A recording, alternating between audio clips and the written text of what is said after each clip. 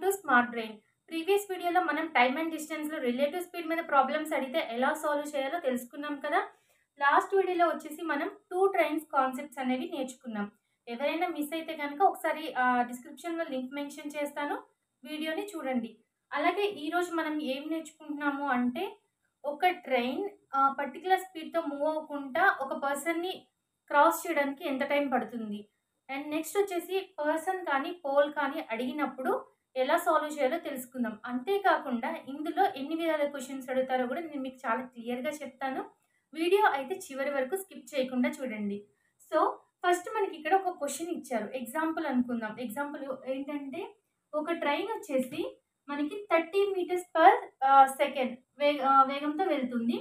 ఈ ట్రైన్ యొక్క లెంత్, ఓకేనా, ఇది ట్రైన్ యొక్క లెంత్ వచ్చేసి 250 మీటర్స్ ఇచ్చారు మనకి. ఒక పర్సన్ ఈ డైరెక్షన్లో మూవ్ అవుతున్నారు, 5 మీటర్స్ పర్ సెకండ్ స్పీడ్తో మూవ్ అవుతున్నారు. క్వశ్చన్ ఏం అడిగారు అంటే మనని time taken to cross the person, ఓకేనా. ఈ ట్రైన్ అనేది ఈ పర్సన్ని క్రాస్ చేయడానికి ఎంత టైం పడుతుందో అడిగారు.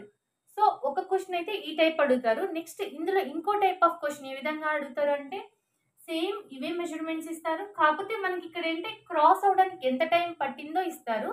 మనం ఫైండ్ అవుట్ చేయాల్సింది ఏంటంటే ట్రైన్ యొక్క లెంత్ ఫైండ్ అవుట్ చేయమంటారు. అది సెకండ్ టైప్ ఆఫ్ క్వశ్చన్. అసలు ఇవేమి కన్ఫ్యూజన్ లేకుండా ఎలా సాల్వ్ చేయాలో నేను మీకు క్లియర్గా ఎక్స్ప్లెయిన్ చేస్తాను, జాగ్రత్తగా అబ్జర్వ్ చేయండి, ఓకేనా.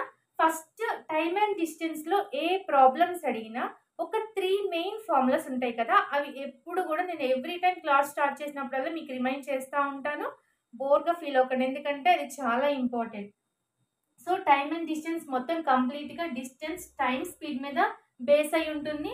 డిస్టెన్స్ అడిగినప్పుడు స్పీడ్ ఇంటూ టైం చేయాలి, స్పీడ్ అడిగితే distance by time, and time అడిగితే డిస్టెన్స్ బై ఎస్. ఇది ఈ ట్రయాంగిల్ ఎందుకు అంటే ఈ ఫార్ములా మిస్ అవ్వకుండా, అంటే కన్ఫ్యూజ్ అవ్వకుండా, ఓకేనా. ఈ ట్రయాంగిల్ గుర్తుపెట్టుకుంటే ఫార్ములాస్ మీకు ఈజీగా వచ్చేస్తాయి. సో ఇక్కడ మన ఏం అడిగారు, time taken to cross the person అడిగారు. సో ఎంత టైంలో ఆ ట్రైన్ అనేది పర్సన్ని క్రాస్ చేస్తుందో మనం సాల్వ్ చేయాలి. So T equal to length of the train by X minus Y. So ఇక్కడ ఎక్స్ మైనస్ వై అయినా రాయొచ్చు, లేదా స్పీడ్ S1 మైనస్ S2 అయినా రాయొచ్చు, ఎందుకంటే ఇక్కడ 2 స్పీడ్స్ ఇచ్చారు కదా మనకి. So length of the train ఎంత, 250 మీటర్స్ బై 30 మైనస్ 5 25. సో ఎన్ని టైమ్స్ క్యాన్సిల్ అవుతుంది, 10 టైమ్స్. సో ఎంత స్పీడ్, 10 మీటర్స్ పర్ సెకండ్స్, ఓకేనా. టైం ఎంత పట్టింది ఈ పర్సన్ ట్రైన్ మూవ్ అవడానికి, 10 మీటర్స్ పర్ సెకండ్. ఎంత టైం పట్టింది సాల్వ్ చేయడానికి, చాలా తక్కువ టైం కదా. మీకు ఫార్ములాస్ తెలుసుంటే అసలు పెన్ను పేపర్ యూజ్ చేయాల్సిన అవసరం కూడా ఉండదు. క్వశ్చన్ చూడండి, క్వశ్చన్ చూడగానే మనకి లెంత్ ఇచ్చారు, అలాగే person speed and next train speed ఇచ్చేసారు. సో మన ఏం ఫైండ్ అవుట్ చేయమన్నారు, ట్రైన్ అనేది పర్సన్ని క్రాస్ చేయడానికి ఎంత టైం పడుతుంది. ఇమీడియట్గా మీరు చేయాల్సింది ఏంటి, మైండ్లో ఓకే 2 స్పీడ్స్ ఇచ్చారు కదా, so speed 1 minus speed 2, okay, దీన్ని ఎల్ బై వచ్చిన ఆన్సర్ని చేయాలి. సో అప్పుడు మనకి ఎన్ని సెకండ్స్ అనేది వచ్చేస్తుంది. దీనికి పెన్ అయితే అవసరం లేదు కదా, కళ్ళతోనే చూసి సాల్వ్ చేసేయచ్చు. అదే if in case second method ఏంటంటే, మనకి ఇక్కడ లెంత్ ఇక్కడ ఇవ్వలేదు అనుకోండి, ఓకేనా. సో ఆల్రెడీ మీకు ఇక్కడ 10 మీటర్స్ పర్ సెకండ్స్ అనేది తెలుసు కదా. సో నేను మీకు మళ్ళీ కింద ఎక్స్ప్లెయిన్ చేస్తాను. ఎస్యూమ్ చేసుకోండి, ఇఫ్ ఇన్ కేస్ మనకి ఇక్కడ ట్రైన్ లెంత్ ఇవ్వలేదు, ఓకేనా. లెంత్ని మనం ఫైండ్ అవుట్ చేయాలి. ఈ time taken to cross the person, T వచ్చేసి మనకి 10 మీటర్స్ పర్ సెకండ్స్ క్వశ్చన్లో ఇచ్చారనుకోండి, ఓకేనా. ఇది ఇంకో క్వశ్చన్.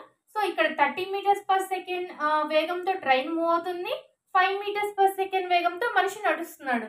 అండ్ నెక్స్ట్ ఒక ట్రైన్ వచ్చేసి ఈ పర్సన్ని క్రాస్ చేయడానికి ఎంత టైం పడుతుంది, 10 మీటర్స్ పర్ సెకండ్ పడుతుంది.